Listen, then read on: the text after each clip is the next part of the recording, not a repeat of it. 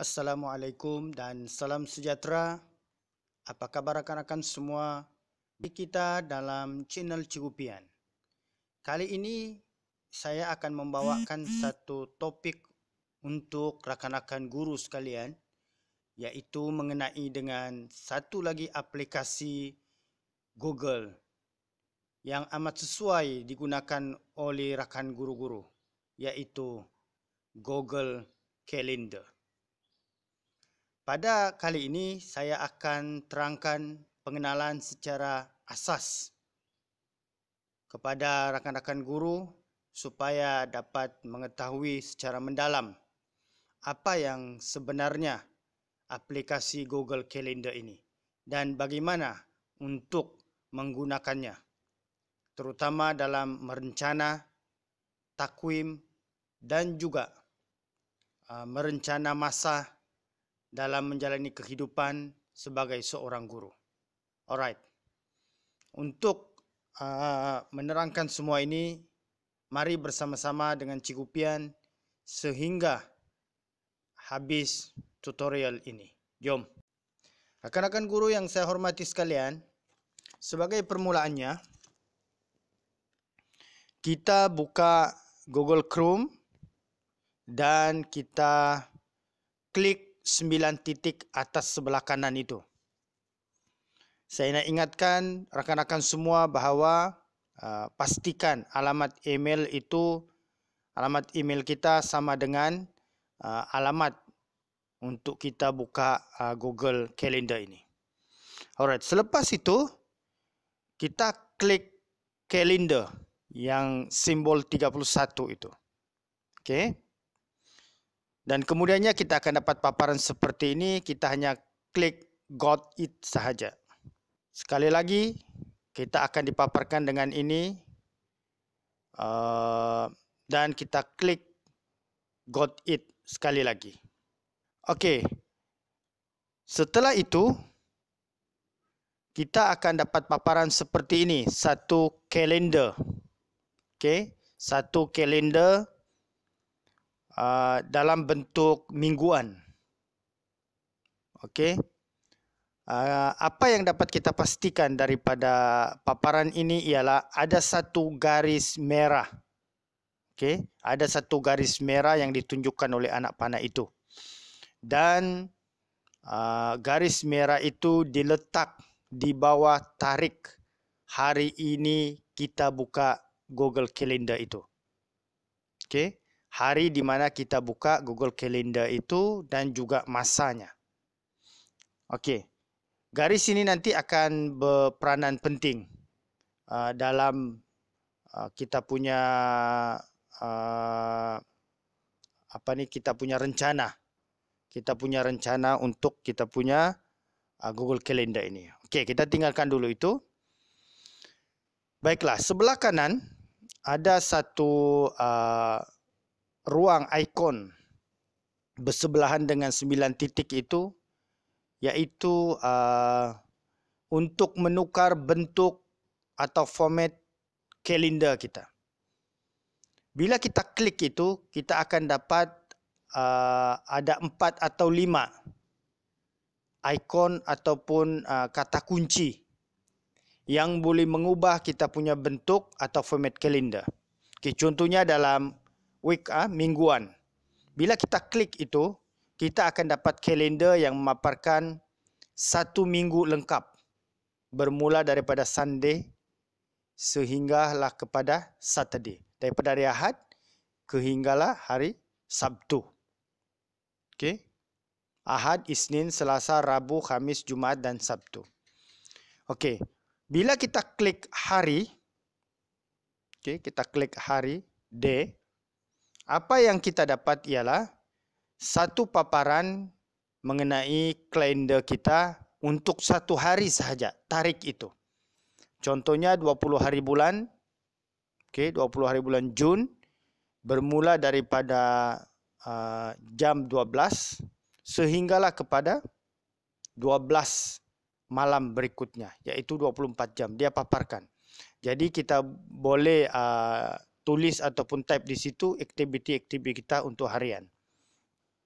Baiklah, Jika kita klik month, kita klik bulan, apa yang kita dapati adalah paparan kalender kita akan bertukar secara automatik.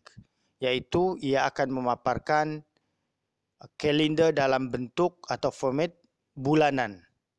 Okay. Sebulan itu dia akan paparkan. Bermula daripada tarikh 1 Jun sehinggalah kepada akhir bulan Jun. Okay. Begitu juga jika kita klik year atau tahun, kita akan dapat satu paparan kalender yang lengkap bermula daripada Januari sehinggalah kepada Disember. Okey. Sekarang saya akan terangkan satu simbol pula yang sebelah simbol yang kita klik tadi, iaitu mingguan, harian dan tahunan itu, iaitu simbol gear. Okey. Oh, maafkan saya, ada lagi satu, ada lagi untuk ruangan itu, iaitu klik schedule. Schedule ini, bila kita klik, dia akan bagi satu paparan mengenai kita punya aktiviti takwim yang sudah dirancang lebih ke depan, lebih awal daripada tarikh itu. Okey. Contohnya jika kita buka kalender kita pada 20 hari bulan, maka dia akan memaparkan tarikh takwim bermula daripada 21 sehinggalah ke hadapan. Okey. Kemudian untuk 4 hari, 4 days itu kita hanya tekan itu dan dia akan paparkan untuk 4 hari sahaja. Ini setting yang agak mudah lah untuk kita. Untuk kita hanya kita pilih sejak hari, tapi biasanya kita akan pilih dalam bentuk mingguan atau bulanan. Okey, bergantung kepada kita lah. Okey, sekarang barulah kita masuk kepada ikon atau simbol gear. Okey, dalam simbol gear itu ada 4 elemen atau 4 perkara yang penting yang perlu diketahui oleh rakan-rakan cikgu, iaitu pertama setting, kedua trace, ketiga density and color, dan yang keempat get add-ons. Saya akan terangkan satu persatu, step by step, apa yang dimaksudkan dengan elemen-elemen ini supaya cikgu lebih memahami tentang fungsi atau function Google Calendar ini. Okey. Kita mulakan dahulu dengan trace. Okey, yang trace ni ialah biasa kita istilahkan sebagai tempat simpanan sampah.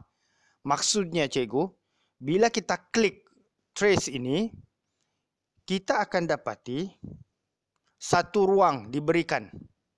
Okey, satu ruang diberikan dalam Google Calendar kita untuk tempat simpanan sementara fail yang kita delete, yang kita padam, kita buang.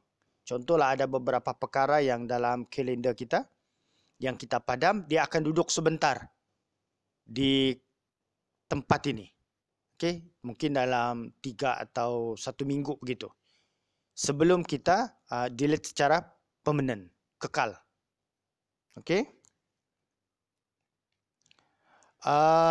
Kalau kita pula klik tentang density itu, okey, klik density and color itu, dia berkaitan dengan kita punya kepadatan dan warna kita punya kalender. Di situ ada beberapa pilihan, sama ada kita color yang berbentuk modern ataupun sebagainya. Jadi kita hanya klik saja itu, kita pilih dan kita akan saksikan apa yang berubah pada kita punya kalender. Okey, kalau sudah, kita klik dan sahaja. Alright. Selain daripada dua perkara itu, satu perkara yang agak penting juga yang perlu kita ambil perhatian ialah mengenai dengan ikon ataupun elemen print. Print di situ. Kita punya kalender ini, kita boleh print out. Okay, bila kita klik print itu, kita akan dapat satu paparan seperti ini. Okay. Kita boleh print preview kita punya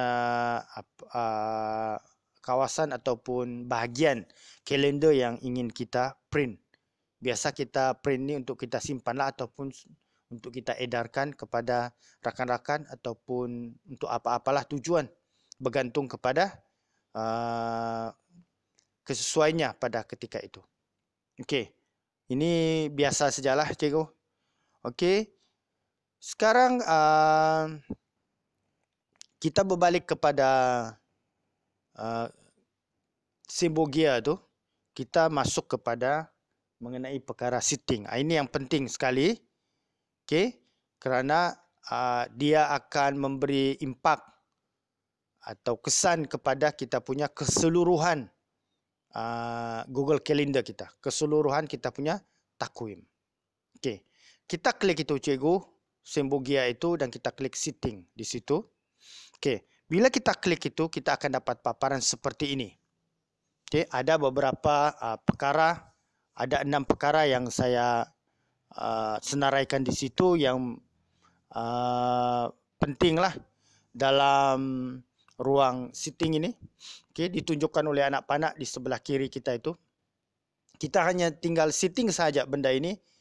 Macam language itu bahasa. Bila kita klik bahasa, kita boleh pilih bahasa Melayu. Okey. Kalau kita nak bahasa Melayu, kita klik bahasa Melayu lah. Kalau nak bahasa Inggeris, kita klik bahasa Inggeris. Okey, kita juga boleh pilih country kita. Kita punya apa ni, location kita punya negara. Okey, di mana kita maulah. Kalau nak Malaysia pun boleh, di mana-mana pun boleh. Tapi kita klik Malaysia lah sebab kita berada di Malaysia. Okey. Setelah itu kita juga boleh format tarik mengikut kesesuaian yang kita mau. Biasanya kalau dalam tarik ini ada kadang-kadang bulan mendahului hari, iaitu bulan di depan dan kemudian hari dan baru tahun.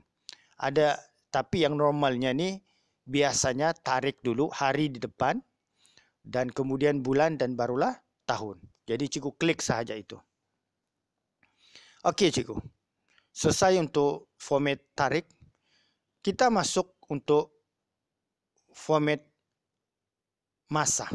Okey, times. Okey. Masa ni cikgu kita boleh pilih sama ada kita nak yang 12 jam, okay, ataupun yang kita nak pilih yang 24 jam. Biasa kalau 24 jam ni jam 1 dia bagi biasa 13. Okey. Jam 2 14. Begitulah. Tapi kalau untuk jam 12 ini dia akan ikut urutan number tu lah. Kalau jam 1 dia akan tulis sana jam 1 petang atau jam 1 pagi. Gitulah cikgu. Ini senang ah. Okey. Kemudian cikgu, kita juga boleh format kita punya zone, time zone kita, time zone kita. Ikut zone kita di mana kita lah. Kalau kita berada di luar negara, kita klik di luar negara. Kalau kita berada dalam negara, kita klik dalam negara Malaysia lah. Okey. Okey, satu perkara yang agak penting dalam elemen sitting ini ialah kita sebenarnya boleh tentukan kita punya event, masa dia. Okey. Kita punya masa. Masa kita punya acara, majlis kita. Kita anggarkanlah kalau kita nak dia berlangsung pada 15 minit sahaja, kita boleh klik 15 minit. Kalau kita rasa untuk 60 minit, kita klik saja 60 minit. Jadi agak mudahlah. Jadi dia akan memperingatkan kita. Kalau lebih pun tidak ada masalah atau kurang pun tidak ada masalah. Tapi ini sebagai kita punya panduan sahaja. Bahawa kita punya acara itu, kita punya majlis itu perlu dihabiskan dalam tempoh itu. Memakan masa seperti yang kita sitting lah. Okey. Sekarang kita masuk ke bahagian invite. Okay, masuk view option. View option. Okey. Kita juga boleh invite kita punya rakan, guest kita. Kalau ada senarai dia, lagi mudah lah. Okay. Ada lagi mudah, kita hanya klik itu dan keluar alamat email mereka. Dan kita klik kalau kita ada acara atau majlis. Ataupun ada surat jemputan. Ada jemputan untuk mereka, kita hanya klik si guest list itu dan akan keluarlah satu persatu dan kita klik saja di situ. Ataupun kita boleh juga invite others, invite yang baru lah, okay? Rakan yang baru yang kita nak masukkan. Okey, ini mudah cikgu. Seterusnya untuk speedy meetings itu kita hanya klik yes sahaja. Tidak ada apa-apa yang perlu kita risaukan dalam elemen ini ataupun dalam bahagian ini. View option pun tidak ada apa-apa. Kita hanya ikut saja mana kita nak ni lah. Kalau dia nak tunjukkan minggu kita tak apa. Kita klik itu saja. Kalau nak show decline, dia nak tunjukkan kita punya acara ataupun jemputan yang kita tidak pergi pun, kita klik saja. Bergantung kepada kemahuan cikgu lah. Macam mana cikgu nak format cikgu punya Google Calendar ini. Okey cikgu, kita juga boleh pilih kita punya view calendars slide by slide. Okey, ikut kita punya kita punya takwim tahunan tu, kita punya dipanggil sistem tahunan kita tu ada hijrah, ada masihi, bergantunglah. Jadi kita klik lah jika kita mau macam sistem hijrah, kalender Islam, kita klik itu. Kalau kita nak yang biasa punya, yang masihi, kita klik yang masihi. Okey cikgu, itu penerangan ringkas, pengenalan ringkas tentang basic asas Google Calendar, dan kita akan jumpa di video yang kedua di mana saya akan terangkan pula bagaimana kita merangka kita punya rencana atau kita punya takwim, dan bagaimana takwim itu memberi notification kepada kita, peringatan kepada kita. Semuanya akan saya terangkan pada video yang kedua. Jadi jangan lupa ikuti video saya yang kedua. Untuk itu, salam hormat. Assalamualaikum warahmatullahi wabarakatuh.